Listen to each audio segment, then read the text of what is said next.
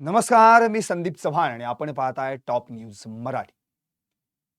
बीड शहरामध्ये एका खाजगी कोचिंग क्लासेसमध्ये मुलींचा लैंगिक छळ होत असल्याचं प्रकरण उघडकीस आलं आणि सगळ्या महाराष्ट्रात खळबळ उडाली. या प्रकरणानंतर आरोपी ज्या दिवशी तक्रार दाखल झाली त्याच रात्री फरार झाले आणि 2 दिवसांनी या आरोपींच्या मुसक्या आवळण्यात आला. आता या दोघांचीही पोलीस कोठडी वाढवून त्यांना 5 जुलैपर्यंत पोलीस कोठडी देण्यात आली. हे प्रकरण इतकं गंभीर आहे की या प्रकरणात एका अल्पवयीन मुलीचा सुमारे वर्षभर लैंगिक छळ केला जात होता.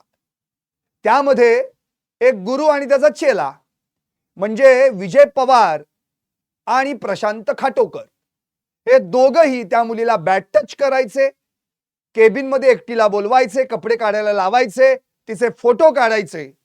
हे सगळं असह्य झाल्यानंतर जेव्हा तिनं आपल्या आईवडिलांना हे सगळं सांगितलं, त्यानंतर ही तक्रार बीडच्या शिवाजीनगर पोलीस ठाण्यात दाखल झाली आणि मग या विजय पवार आणि प्रशांत खाटोकरचा खरा चेहरा, लंपट चेहरा समोर आला. अख्ख्या महाराष्ट्रातनं या विरोधात आवाज उठवला गेला. माजी मंत्री आमदार धनंजय मुंडे यांनी तर थेट पत्रकार परिषद घेतली आणि विजय पवार याला राजकीय आश्रय देणारे परळीचे बीडचे स्थानिक आमदार संदीप क्षीरसागर असल्याचा मोठा खळबळजनक दावा केला. आता हे सगळं घडलं, कॅन्डल मार्च निघाला, त्या ठिकाणी पालक, विविध संघटना जमल्या, त्या उमा किरण शैक्षणिक संकुलाला टाळं ठोकण्यात आलं, सीसीटीव्ही फुटेज हस्तगत करण्यात आलं, एक दिवस शैक्षणिक बंद पाळण्यात आला. पण एवढा मोठा आवाज झाल्यानंतर अधिवेशनात देखील या मुद्द्यावर गांभीर्यानं चर्चा झाली आणि मुख्यमंत्र्यांनी या प्रकरणी SIT स्थापन करण्याची घोषणा देखील केली. आता हे सगळं जे काही घडलंय हे बीड जिल्ह्यात. पण तुम्हाला आठवत असेल 6 महिन्यांपूर्वी याच बीड जिल्ह्यात संतोष देशमुख हत्या प्रकरण घडलं होतं 9 डिसेंबर 2024 मध्ये आणि 16-17 तारखेला पुन्हा एकदा अधिवेशन लागलं आणि त्या अधिवेशनामध्ये आमदार सुरेश धस यांनी या वाल्मिक कराड आणि इतर आरोपींच्या सगळ्यांचा कच्चा चिट्टा मांडला आणि हे प्रकरण अख्ख्या महाराष्ट्रात गाजलं. 9 डिसेंबरला तिकडे तक्रार दाखल होताच, संतोष देशमुख यांची निर्घृण हत्या होताच, 10 डिसेंबरला मराठा आंदोलक मनोज जरांगे पाटील बीड मध्ये होते आणि केज मध्ये होते आणि त्या ठिकाणी त्यांनी आंदोलन केलं. तक्रार दाखल होत नव्हती. शेवटी मनोज जरांगे यांच्या रेट्या पुढे पोलिसांना झुकावं लागलं आणि तक्रार दाखल करून घ्यावी लागली. नंतर मात्र त्याच दिवशी बीडला एक मोठा जनाक्रोश मोर्चा निघाला. बीड बंदची हाक देण्यात आली आणि मग अख्ख्या महाराष्ट्रात जनाक्रोश मोर्चे, आंदोलन झाली. या सगळ्यांमध्ये पुढाकार घेतला ते मनोज जरांगे पाटील. जरांगे दादा, तुमचं कौतुक आहे. संतोष देशमुख हत्या प्रकरणामध्ये जर तुम्ही पुढाकार घेतला नसतात तर 10 तारखेला फिर्याद नोंद झालीच नसती. धनंजय देशमुखांनी देखील वारंवार हे सांगितलेलं आहे की मनोज जरांगे यांच्यामुळे ही फिर्याद दाखल होऊ शकली. पण आता माझा प्रश्न आहे की याच बीड जिल्ह्यात एका मुलीवर त्या ठिकाणी लैंगिक तिचा छळ होत असेल, तिला मानसिक शारीरिक तिचा छळ होत असेल, 26 जूनला तक्रार झाली, तेव्हापासून आज तागायत म्हणजे 3 जुलै मनोज जरांगे दादांकडून एकही प्रतिक्रिया आलेली नाहीये. प्रसार माध्यमांमधून प्रतिक्रिया नाही. तुम्ही परवा तुमच्या मराठा आंदोलनाविषयीची भूमिका मांडलीत, पुन्हा एकदा 29 ऑगस्टला आंदोलन करण्याची भूमिका मांडलीत, मुंबईला जाऊन धडकायचं अशी भूमिका मांडलीत. पण या मुलीच्या छळाविषयी मात्र तुम्ही चकार काढला. एका स्थानिक तिथल्या चॅनेलवर तुम्ही फक्त एक त्या संदर्भामध्ये या गोष्टीचं समर्थन होऊ शकत नाही असं म्हटलात आणि विषय संपला. आता माझा सवाल आहे, माझं लाईव्हच हे आहे की जरांगे दादा बीडला कधी काढणार मोर्चा? तीही तुमच्या लेकरा बाळातलीच ना. कारण ज्या बीडमध्ये जेव्हा संतोष देशमुख हत्या प्रकरण घडलं त्यावेळी अख्ख्या महाराष्ट्रात आवाज उठवला. धनंजय देशमुख अख्खं कुटुंब तुमच्या सोबत होतं, तुम्ही त्यांच्या पाठीशी उभे राहिलात. इतकंच नव्हे तर बीड जिल्ह्यातले सगळे आमदार, झाडून सगळे आमदार अधिवेशनामध्ये आपल्या या भूमिकेविषयी आपली मागणी करत राहिले. मग त्यामध्ये नमिता मुंदडा असतील, विजयसिंह पंडित असतील, सुरेश धस असतील, या सगळ्यांनी, संदीप क्षीरसागर असतील, या सगळ्यांनी आवाज उठवला. तुम्ही बाहेर आणि ते सभागृहात असं मिळून अख्ख्या महाराष्ट्रातलं वातावरण ढवळून काढलं. पण मग इथे काय झालं? इथे जरांगे दादा तुम्ही का गप्प बसलाय? इथे तुम्ही मोर्चा का काढला नाही? 26 जूनला ही रात्री तक्रार दाखल झाल्यानंतर तुम्ही आजची तारीख 3 जुलै आहे, 6 दिवस झाले, तुम्ही एकदाही बीडला का गेला नाहीत? त्या मुलीच्या कुटुंबियांची भेट का घेतली नाही? जशी तुम्ही संतोष देशमुख यांच्या कुटुंबियांची भेट घेतलीत. नेहमी तुम्ही भाषणात बोलत असता की आपल्या लेकरा बाळांचं भविष्य उज्ज्वल व्हायला पाहिजे, आपल्या लेकरा बाळांना शिकायला मिळालं पाहिजे, आपल्या लेकरा बाळांना खूप चांगले दिवस यायला पाहिजेत. मग ही मुलगी तुमच्या लेकरा बाळातलीच आहे ना, का ती बाहेरची आहे? मला खात्री आहे तुम्ही अजिबात जात पंथ धर्म भेद मानत नाही. हा मराठा तो वंजारा, हा असा तो तसा, हा या जातीचा तो त्या धर्माचा तुम्ही बघत नाही. मग आता या प्रकरणात नेमकं काय घडलं मनोज दादा की तुम्ही या प्रकरणात फ्रंट फुटला अजिबात आलाच नाहीत? सुरेश धस यांनी काहीतरी एक मोगम प्रतिक्रिया दिली, बजरंग बाप्पा सोनवणेंनी आपली भूमिका मांडली, संदीप क्षीरसागरांनी तोंड उघडलं 4 दिवसांनी विधानसभेत ते पण विधानसभेच्या पायऱ्यांवर. तुम्ही काय केलं? तुम्ही एका स्थानिक पत्रकाराला त्या ठिकाणी माहिती दिलीत. ती माहिती अगदी त्रोटक, त्यांनी स्पष्ट विचारलं होतं तुम्हाला त्यावेळी तुम्ही काय तुमची भूमिका सांगितलीत? त्यावेळी त्या पत्रकाराने तुम्हाला विचारलं की तुमच्या सोबत देखील त्या विजय पवारचे फोटो व्हायरल झालेत आणि झालेले आहेत, अख्ख्या महाराष्ट्राने बघितलेले आहेत. तुमच्या अनेक सभांमध्ये विजय पवार दिसलेला आहे, तुमच्या अनेक सभांचं सूत्रसंचालन त्यानं केलेलं आहे. हा विजय पवार याचे फोटो तुमच्या सोबत व्हायरल झाल्यानंतर तुम्हाला विचारलं तर तुम्ही काय म्हणालात? हे बघा आत्ताच माझ्यासोबत तुमच्याच समोर माझ्यासोबत 10,000 जण फोटो काढून गेले. हे तुमचंच वाक्य आहे ना? समर्थन केलंय का आम्ही या घटनेचं असं तुम्ही बोललात. जो चुकला त्याच्यावर कारवाई व्हायला पाहिजे असंही तुम्ही बोललात. आता या सगळ्या गोष्टींचा विषय जर आपण धरला, जसं वाल्मिक कराड प्रकरणामध्ये तुम्ही त्याचा आका कोण, तो कुणाशी निकटवर्तीय आहे? त्या धनंजय मुंडेंना तुम्ही अगदी पार त्यांच्या मंत्रीपदाचा राजीनामा घेण्यासाठी कितीतरी जन आक्रोश मोर्चे आंदोलनं काढली. याच्या मागचा आका शोधून काढला पाहिजे, यासाठी बऱ्याचदा भूमिका मांडल्या, बऱ्याचदा पत्रकार परिषदा झाल्या. आता काय झालं? या प्रकरणात का कच खाल्लीत तुम्ही? इथं त्या मुलीला असं वाटत नाही का जरांगे दादांनी इथं यावं, या प्रकरणात आवाज उठवावा? का त्यांना कुणी वालीच नाहीये? आता विजय पवार ज्यांच्या निकटवर्ती आहेत असं समजलं जातं, ते संदीप क्षीरसागर तुमचे निकटवर्ती आहेत म्हणून सुरेश धस काय म्हणाले? विजय पवारचे जिल्ह्यातल्या अनेक नेत्यांसोबत फोटो आहेत, मग सगळ्याच नेत्यांना काय आरोपी करायचं का? का वाल्मिक कराडचे अनेक नेत्यांसोबत फोटो नव्हते का?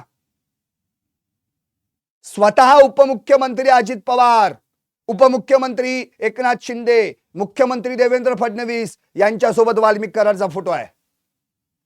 बजरंग बाप्पा सोबत आहे.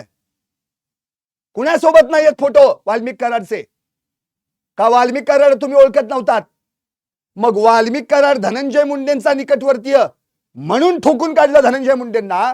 मग विजय पवार संदीप क्षीरसागरचा निकटवर्तीय, संदीप क्षीरसागरांचा, त्यांना का नाही तुम्ही ठोकून काढलं? त्यांना काय तुम्ही बोललात? त्यांच्या आमदारकीच्या राजीनाम्याची मागणी तुम्ही का नाही केलीत?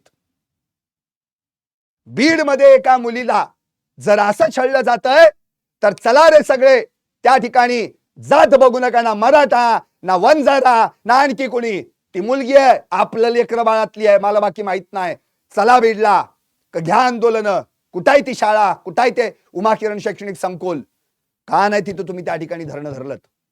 का नाही त्या ठिकाणी जनआक्रोश मोर्चा निघाला? का हे प्रकरण तेवढ्यावरच फक्त त्यांचं त्यांनीच बघायचं? म्हणजे इकडं संदीप क्षीरसागरांचा निकटवर्ती आहे म्हणून, अहो त्यांनी तर स्पष्टच सांगितलं की तो माझ्या जवळचा आहे. मुंडेंनी पण हेच सांगितलं होतं वाल्मिक कराड माझ्या जवळचा आहे. मग त्याच्यासोबत फोटो पण त्याचे होते, तरी त्यांच्या मंत्रिपदाचा राजीनामा तुम्ही घेतलात ना. त्यांच्यावर अनेक आरोप केलेत तुम्ही ना. मग हे संदीप क्षीरसागरांना आरोप होत आहेत, त्यावेळी का मुग गिळून बसलाय आता? तुमच्याकडनं महाराष्ट्राला अपेक्षा काय आहे माहितीये? पारदर्शकता. आतापर्यंत तुम्ही जी बाळगलेली आहे, तुम्ही नेहमी म्हणता मराठा समाज माझा बाप आहे, मराठा समाज माझा बाप आहे. निवडणुकीच्या काळामध्ये तुम्ही अनेक जाती धर्मातल्या लोकांना एकत्रित करून निवडणूक लढवण्याचं ठरवलं होतं ना. नंतर मात्र तुम्ही म्हणालात की मला राजकारण करायचं नाही, मला राजकारण करता येत नाही, मला राजकारण जमत नाही. मान्य आहे, सोडून दिला विषय. पण या प्रकरणात राजकारण का होत आहे? धनंजय मुंडेंच्या जवळचा वाल्मिक कराड म्हणून धनंजय मुंडेंवर आग पाकड झाली. अरे उद्या सिद्ध होईल ना, वाल्या तोच आहे, तो वाल्यात नालायक नीचच आहे. कालच बांगरांनी, बाळा बांगरांनी त्याचे सगळे कारनामे काढले बाहेर. महादेव मुंडे प्रकरणातलं सगळं बाहेर काढलं. त्यांना संतोष देशमुख प्रकरणात कसं अडकवलं जात होतं ते पण बाहेर काढलं.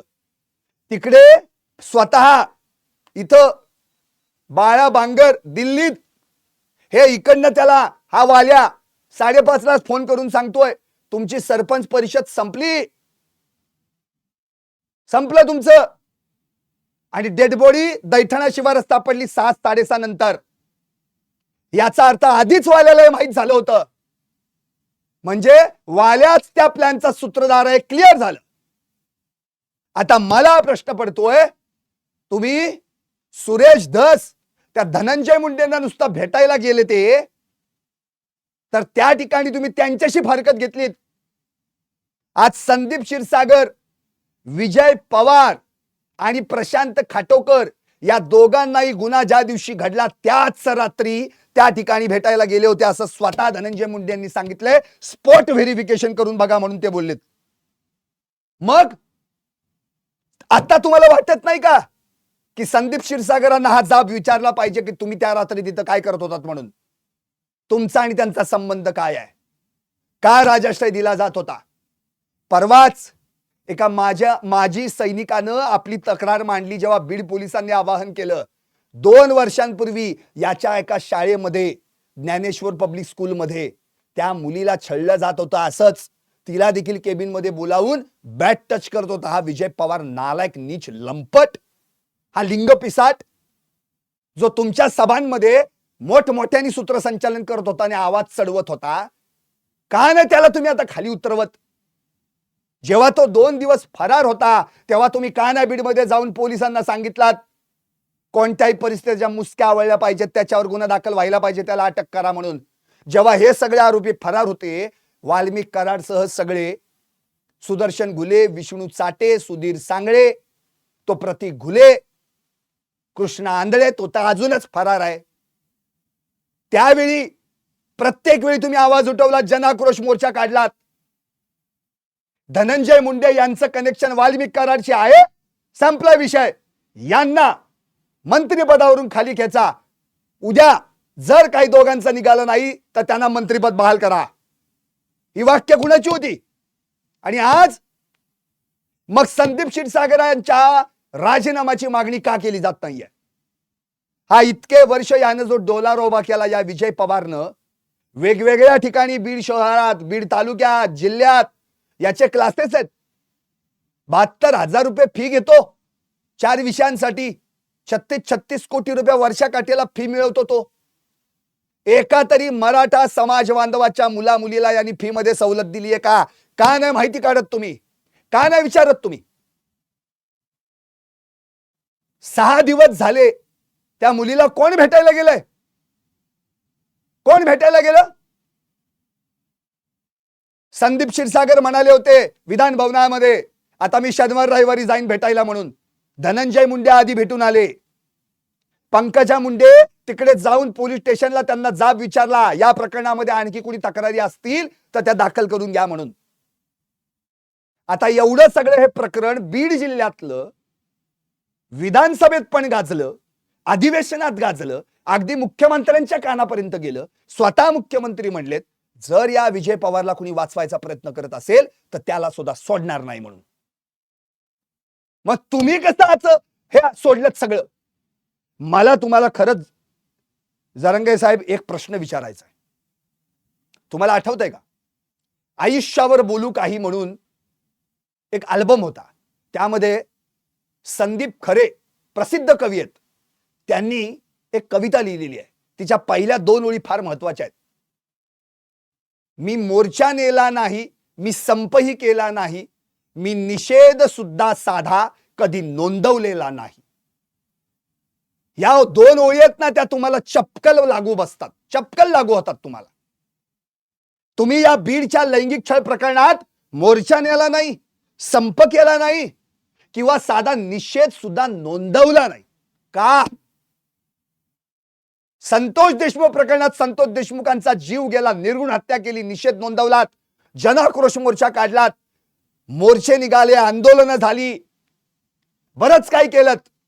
अभिनंदन आहे तुमचं, कौतुक आहे तुमचं. त्या प्रकरणामध्ये पोलिसांना धारेवर धरलं तुम्ही. तुमच्या जोडीला सुरेश दास, संदीप क्षीरसागर, नमिता मुंदडा, आणखी तिकडे प्रकाश सोळंके, विजयसिंह पंडित सगळे धावून आले. आता कुठे आहेत? नमिता मुंदडा बीड जिल्ह्यातल्याच आमदार का बोलत नाहीयेत? विजयसिंह पंडित बीड जिल्ह्यातले आमदार का बोलत नाहीयेत? प्रकाश सोळंके बीड जिल्ह्यातले आमदार का बोलत नाहीयेत? का? तिकडे भाऊ बहिणींनी आपल्या प्रतिक्रिया दिल्या. संदीप क्षीरसागरांनी काय म्हटलं? माझे पण सीडीआर काढा, चला तपासा, माझी तयारी आहे, चला चांगली गोष्ट आहे. तुम्ही 150 दिवस कुठे होतात? अरे मग 150 दिवसांनी धनंजय मुंडेंनी जर या प्रकरणावर आवाज उठवलाच नसता तर कुणीच बोललं नसतं. सगळे तेरी बी चूप मेरी बी चूप, आळी मिळी गुपचिडी दातखिळी. हे कुठलं प्रकरण आहे? हा चौथा सुभा का? हे सापत्न पण का? अशी भूमिका का? कायम तुमच्या तोंडातून एक शब्द असतो, आपली लेकरं बाळं जगली पाहिजेत, आपली लेकरं बाळं जगली पाहिजेत. या लेकरं बाळांमध्ये ही मुलगी मोडत नाही का? माझा सवाल आहे. दुसरी पण तक्रार आली. काय नेमकं चाललंय हे? म्हणजे तुमच्याकडनं अपेक्षा केवळ मराठा समाज एवढ्यापुरतीच म्हणायची का? तुम्ही तर नेहमी म्हणता की ओबीसी आमचे बांधव आहेत म्हणून. हा जातीपातीचा उद्योग बघून हे सगळं राजकारण चाललंय का? आमच्या माणसाला काय त्रास झालं तर, तुमच्या माणसाला काय त्रास झालं तुमचं तुम्ही बघा. ही कुठली प्रकरण आहेत? हे काय आहे? अहो तुम्ही वेळ प्रसंगी आजारी पडला होतात कितीतरी वेळा आंदोलन करून, 7 वेळा उपोषणाला बसलात तुम्ही, सलाईन लावून सुद्धा तुम्ही स्टेजवर चढलेला आहात संतोष देशमुख प्रकरणाच्या जन आक्रोश मोर्चामध्ये. अक्षरशः वलपडायची तुम्ही, धरायची पब्लिक तुम्हाला, पण तुम्ही स्टेजवर पाहिजे म्हणून. आज या प्रकरणात जर तुम्ही आवाज उठवला असतात ना तर या विजय पवार आणि प्रशांत खाटोकरची आणखी काय उद्योग आहेत ते सगळे बाहेर पडले असते. पण संदीप क्षीरसागराच्या जवळचा आहे ना, तो त्याचा राईट हँड आहे ना, आणि संदीप क्षीरसागर हा तुमच्या सोबत आहे. अरे काय 2 जाती पाडल्यात का तुम्ही? मराठा वेगळा आणि वंजारा वेगळा, हे कशासाठी? म्हणजे एखादा मराठा त्याच्या शरीराला जखम झाली तर ती जखम, वंजाराच्या शरीराला जखम झाली तर जखम नाही. अरे कशाला जातीपातीची भांड पाहिजेत? वंजारा आणि मराठा माणूस आहे ना, संतोष देशमुख माणूस, ती मुलगी माणूस, दोघांनाही जीव आहे. आज तिची अवस्था काय? पोरगी 15 दिवस जेवली नव्हती, झोपेतनं दचकन उठत होती ती. आई वडिलांनी सावरलं तिला. उद्या जीवाचं बरं वाईट काय झालं असतं तर केवढ्याला पडलं असतं. अशा वेळी नाही बघायचं का आपण हे सगळं? या सगळ्या गोष्टींचा विचार आपण करायला पाहिजे. जरांगे पाटील, जरांगे दादा, तुमच्याकडनं अपेक्षा आहे. अहो तेव्हा मराठा आंदोलन चालू होतं तुमचं, तरी सुद्धा तुम्ही संतोष देशमुख प्रकरणात लक्ष घातलं, त्यांच्या कुटुंबाच्या पाठीशी उभे राहिलात. का नाही तुम्ही त्या मुलीला भेटायला गेलात? का नाही गेलात? त्या कुटुंबाची भेट का घेतली नाही? 50 वेळा सांगितलं जातं या कुटुंबाला कोण भेटायला येत नाही, या कुटुंबाला कोण भेटायला येत नाही. अख्ख सगळे मंत्री झाडून संतोष देशमुख यांच्या इथं भेटायला गेले. तुम्ही या ठिकाणी आवाहन करायला पाहिजे होतं की त्या मुलीच्या घरी जाऊन तिच्या कुटुंबियांची भेट घ्या, तिला सांगा आम्ही सगळे तुझ्या सोबत आहोत म्हणून. हे असे नराध उद्या हेच मग शंकेला वाव येतो ना. म्हणजे ही प्रकरण फक्त आपल्या माणसांपुरती धरायची का? आमची माती, आमची माणसं, आमचं आम्ही बघतो, तुम्ही बघा तुमचं. हे काय आहे? अहो या प्रकरणावर तुमची लगेच दुसऱ्या दिवशी बाईट यायला पाहिजे होती. हे लिंग पिसाट, हे लंपट कोण आहेत त्यांना पहिले अटक करा, नाहीतर मी येईन बीडमध्ये. आठवा संतोष देशमुख प्रकरणामध्ये तुमची ती भूमिका, आक्रमक भूमिका, कसे नोंद करत नाहीत आठवते अजूनही मला. 10 तारीख 10 डिसेंबरची गुन्हा नोंद करून घेत नव्हते पोलीस, पांगवत होते जमावाला. तुम्ही धरणं धरून बसलात, शेवटी पोलिसांना दाखल करून घ्यावा लागला गुन्हा. लगेच 11 तारखेला अॅट्रॉसिटी दाखल झाली, त्याच दिवशी एक्सटॉर्शन खंडणीचा गुन्हा दाखल झाला. मग एवढं सगळं तुमची एक भूमिका उभी करू शकते. आज तुम्ही का मागं पडला? का, कशासाठी? बीड जिल्ह्यातलंच प्रकरण ना, तिलाही जीव आहे ना त्या मुलीला. आज इतका छळ त्या मुलीचा होतोय किंवा तो झाला वर्षभरात. हा विजय पवार याचे कारनामे, इतके वर्ष इतके दिवस तो तुमच्या सोबत आहे, तुमच्या सोबत फोटो आहेत त्याचे व्हायरल होत आहेत. तुमच्या कानावर या बाबतीत कुणकुण नाही गेली? संदीप क्षीरसागरांचे तर अत्यंत जवळचे म्हटले जात आहेत. मग संदीप क्षीरसागरांना कधी कळलं नाही काय विजय पवार काय उद्योग करतोय? ते चुकीचं आहे. त्याच वेळी त्याचे कान पकडायला पाहिजे होते. या असले उद्योग करू नको, नाही तर माझ्यासोबत राहू नको. मला तुमचा तो करारी बाणा आत्ता आठवतोय, तुमचा करारी मला आठवतोय. सुरेश धस यांनी धनंजय मुंडे यांची बावनकुळेंसोबत भेट घेतली, तुम्हाला कळलं, तुम्ही लगेच सांगितलं काय आता संपलं. सुरेश धस आणि माझा विषय संपला. त्यांचा रस्ता वेगळा, माझा रस्ता वेगळा. फारकत घेतली तुम्ही. तुम्हाला आवडत नाही अजिबात. डबल ढोलकी वागलेली तुम्हाला आवडत नाही. एकदम ओके केलं तुम्ही. या प्रकरणात का असं? संदीप क्षीरसागर जर विजय पवार या दोघांचे संबंध आहेत. हे दोघही ज्या दिवशी ती तक्रार दाखल झाली त्या रात्री भेटले होते, एकमेकांसोबत फिरत होते. मग या संदीप क्षीरसागर यांना वाचवण्याचा प्रयत्न का केला जातोय? त्यांच्या विरोधात आवाज का उठवला जात नाहीये? आणि या संदीप क्षीरसागर यांच्या राजीनाम्याची मागणी का केली जात नाहीये? धनंजय मुंडे यांच्या राजीनाम्याची मागणी केली होती ना. जर ते त्यावेळी मंत्रीच नसते, समजा मंत्रीच नसते, आमदारकीची राजीनाम्याची मागणी केली असती ना. संदीप क्षीरसागर सत्तेत नाहीयेत पण आमदार आहेत ना. का नाही राजीनाम्याची मागणी होत आहे? का नाही हे प्रकरण आणखी डीप मध्ये कुठे बघितलं जात नाही? का नाही तुम्ही भेट देताय? का नाही जनाक्रोश मोर्चा निघाले? का नाही ठिकठिकाणी आंदोलन झाली? अहो आज पुण्यात सुद्धा घरात घुसून एका नराधमानं मुलीवर बलात्कार केलाय. घरात घुसून. अत्याचाराच्या घटना काही कमी नाहीयेत. नुसतं बीडचं सांगतो तुम्हाला, बीड मध्ये शाळा, क्लासेस सोडा हो, अगदी घरातल्या मुली देखील असुरक्षित आहेत. आज दर 2 दिवसांनी एक बाल लैंगिक अत्याचाराची नोंद होतीये बीड जिल्ह्यात. दर 2 दिवसांनी एक बाल लैंगिक अत्याचार. याच्या शाळेत, याच्या क्लासेसमध्ये 5000 विद्यार्थी शिकतायत. 5000. आतापर्यंत किती मुलींना यांनी त्रास दिलाय? का नाही शोधून काढलं जात आहे? का नाही तुम्ही आवाज उठवत आहे? मागील 5 महिन्यांमध्ये बीड जिल्ह्यात बाल लैंगिक अत्याचाराचे 78 गुन्हे दाखल झालेत. 78. 5 महिन्यात. बाल लैंगिक म्हणतोय मी, 18 वर्षांवरील नाही, बाल अल्पवयीन. त्यामध्ये 49% जेवढ्या घटना घडल्यात ना त्या सगळ्या या अल्पवयीन मुली आहेत. आणि यामध्ये 42 बलात्काराचे गुन्हे आहेत आणि 36 विनयभंगाचे गुन्हे आहेत. आणि याच्यात जे नराधम आहेत ते कोण आहेत माहितीये? ओळखीच्या व्यक्ती, शिक्षक किंवा शेजारी पाजारच्या. आता या प्रकरणावर आवाज उठवणं तुमचं काम नाही का? मग तुम्ही जी त्या पत्रकाराला बाईट दिले त्या ती बाईट मी ऐकली आहे. त्यात तुम्ही म्हणालेलं आहे आम्ही काय सामाजिक नेते आहोत, आम्ही काय प्रोटोकॉल पाळत नाही. कुणी येतं आमच्यासोबत फोटो काढतं. बघा आत्ताच समोर तुमच्या 10,000 जणांनी फोटो काढले, मान्य आहे. विजय पवार त्या 10,000 मधला आहे का? विजय पवार त्या 10,000 मधला आहे का? विजय पवारला तुम्ही वैयक्तिक ओळखत नाहीये का? विजय पवार कोण तुम्हाला माहितच नाही का? विजय पवार संदीप क्षीरसागर हे एकत्र आहेत, या दोघांचे संबंध आहे ते तुम्हाला माहित नाही का? मग मला हाच प्रश्न विचारायचा आहे की एवढं सगळं हे काय चाललंय हे कशासाठी? हा कसला प्रकार आहे? एकाचा जीव घेतला जातोय, कुठल्या जातीचा कुठल्या धर्माचा बघू नका, तुम्ही आंदोलन केलं. मग एका मुलीला तिचा लैंगिक छळ केलाय, कुठल्या जातीचा कुठल्या धर्माचा बघू नका, तिथं पण आंदोलन करा. तुमची गरज आहे महाराष्ट्राला, तुमच्या आंदोलनांची गरज आहे. तुम्ही आलात की समाज मागे येतो. समाज म्हणजे मराठा नव्हे. तुमच्या प्रत्येक मोर्चामध्ये, आंदोलनांमध्ये, संतोष देशमुख प्रकरणामध्ये सर्व धर्मीय, सर्व जातीय लोक समाविष्ट होते. तुम्ही स्वतःहून सांगितलेलं आहे आणि सगळ्या महाराष्ट्राने बघितलेलं आहे.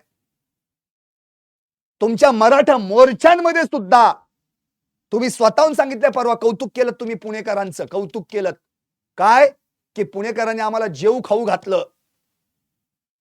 वेगवेगळ्या जाती धर्माचे लोक होते. मी स्वतः तुमची रॅली पुण्यातल्या वाघोलीमध्ये त्या ठिकाणी तुमची मुलाखत पण घेतली आणि त्या ठिकाणी तो कव्हर पण केला होता. त्या ठिकाणचा सगळा आंदोलनाचा भाग.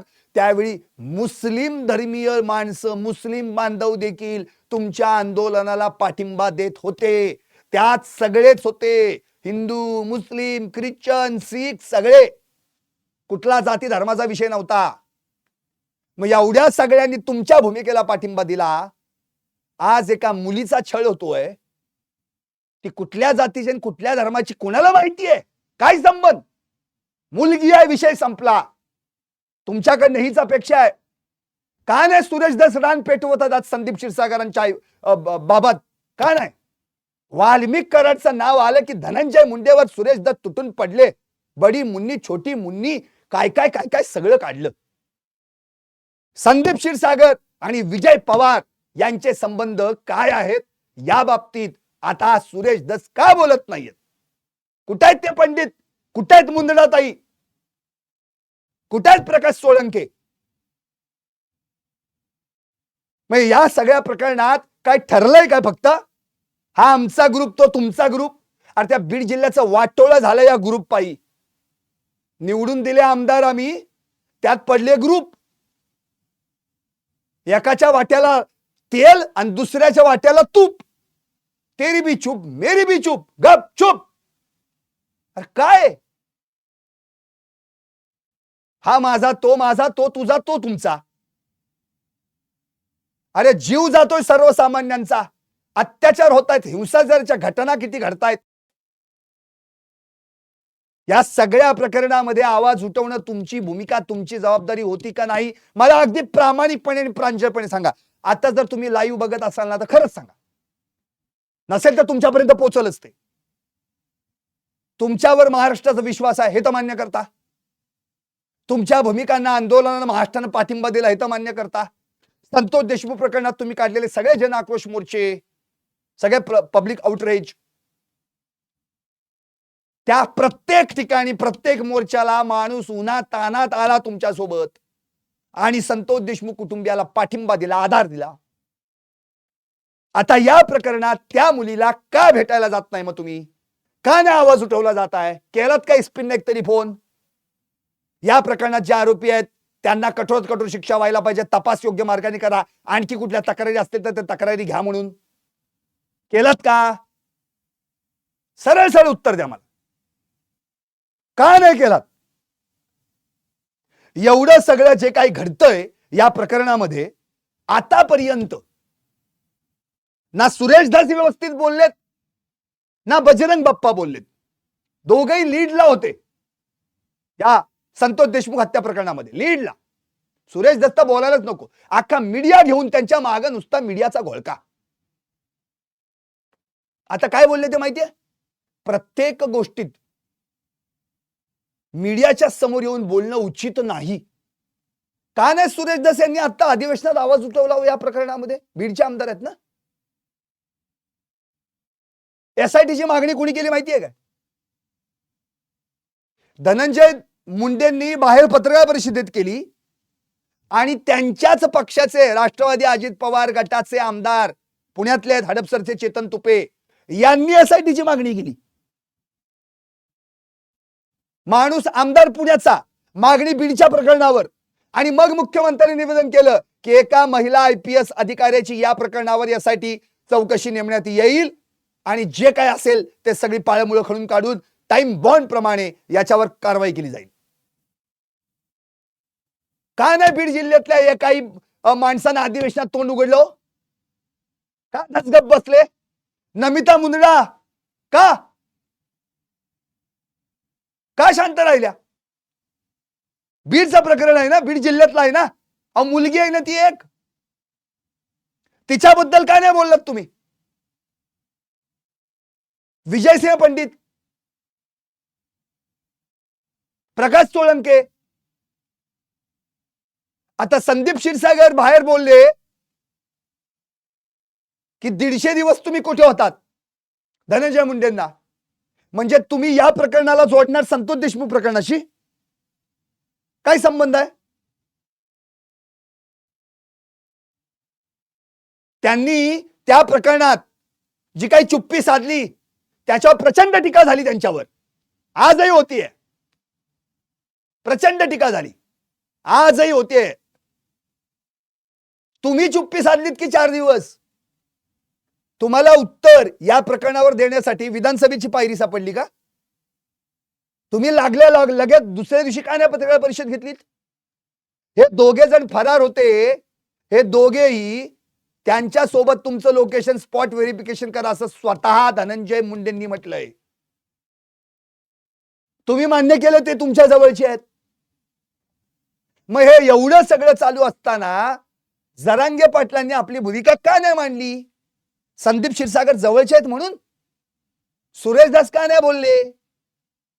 अधिवेशनात संतोष देशमुख प्रकरणात मला आठवते 17 डिसेंबर 2024, बघा काढून त्यांचं भाषण.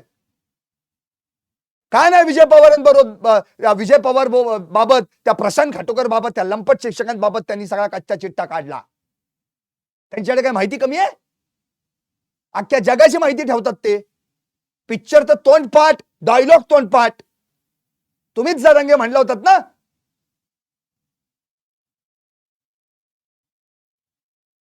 आपला तो बाब्या दुसऱ्याचं कार्ट. जरांगे दादा, या राजकारण्यांच्या नादी लागू नका. ऐकताय ना? या राजकारण्यांच्या नादी लागू नका. हे तुमचा वापर करून घेतील इलेक्शनसाठी, जसा करून घेतला मतांसाठी. आज तुमच्या मागे समाज उभा आहे, तुमच्या मागे शक्ती उभी आहे आणि या समाजातली मतं यांना पाहिजेत. म्हणूनच तुमच्या सोबत आहे ते. तुमच्या मागे जनता आहे म्हणून जनार्दन आहात, हे तुम्हालाही पक्क माहिती आहे.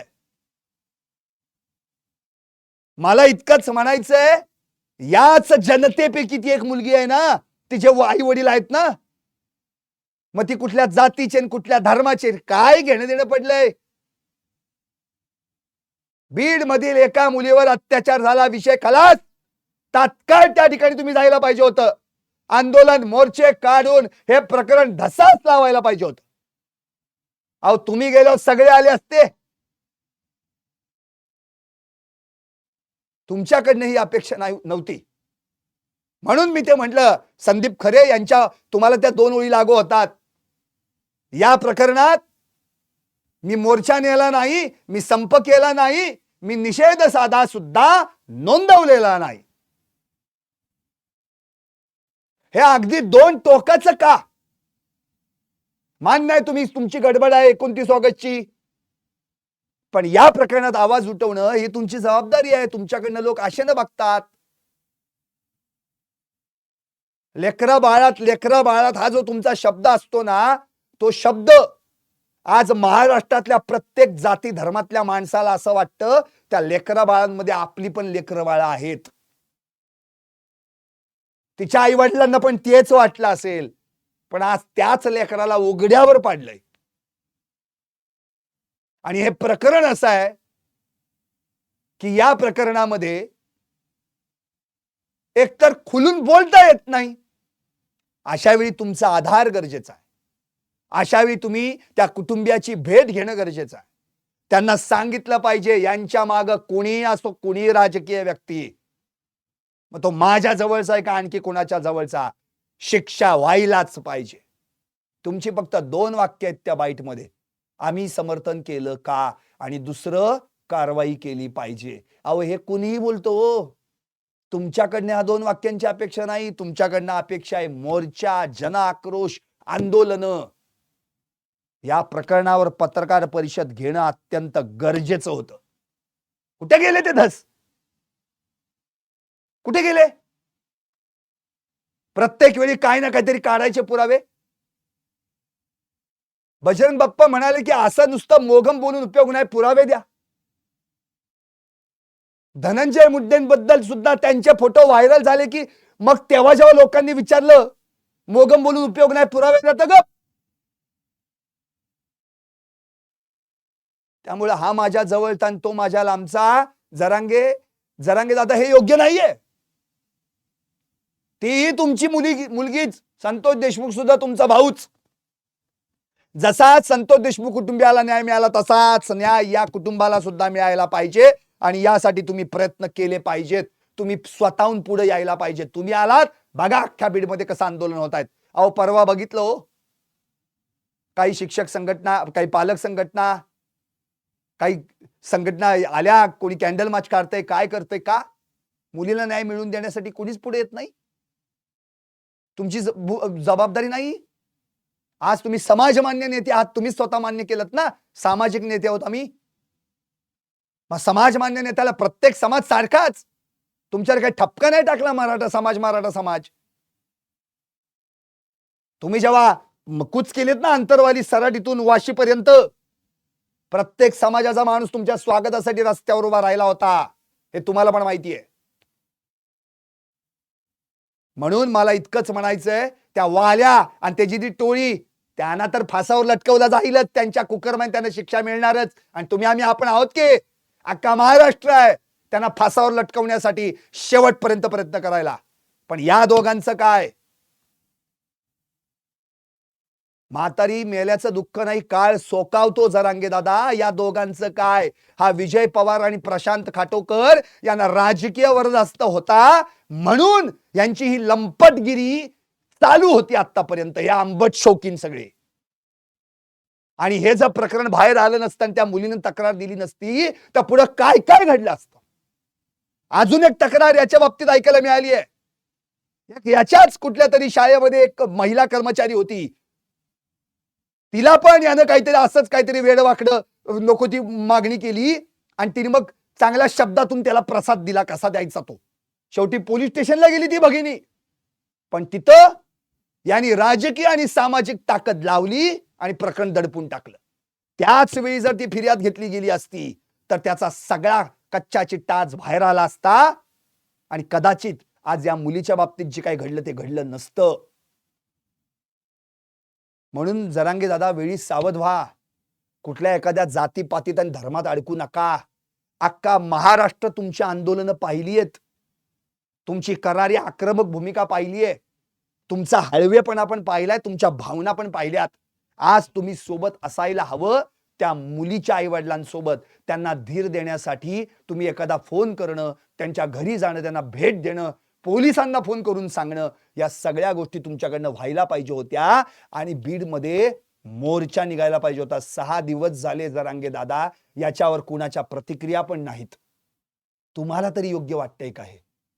मला इतकंच म्हणायचंय, कोण कुठल्या जातीचा आणि कोण कुठल्या पातीचा यापेक्षा प्रत्येक जण हाडामासाचा असतो, त्यात त्याचा जीव असतो आणि तो जीव अत्यंत महत्वाचा असतो. मग ती मुलगी असो किंवा माणूस असो, हे सगळे आपले आहेत असं समजून उमजून सगळ्यांनी एकत्र आलो ना, तर कुणाची हिंमत नाही होणार आणि असल्या नराधमांची लंपटांची हिंमत पण नाही होणार.